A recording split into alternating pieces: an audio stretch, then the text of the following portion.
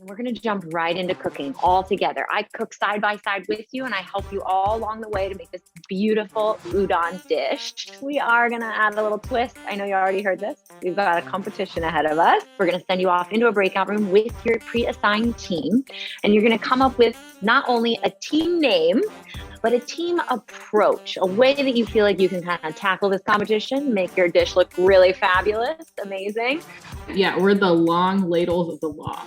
We have a special guest, Maggie's daughter, Avery. So we're paying her homage by We Are Avery's team. She's going to lead us to victory.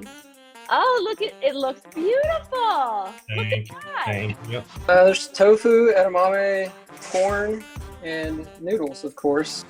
We had a lot of fun doing this today. I decided to add some Texas tradition to my noodles with a little bit of bacon because everything's better with bacon. I think we are going to have to give away to the winners our prize for today. And we're going to have to award that to the highest ranking trivia winners, which was First is the Worst. Congratulations, chefs. You did it.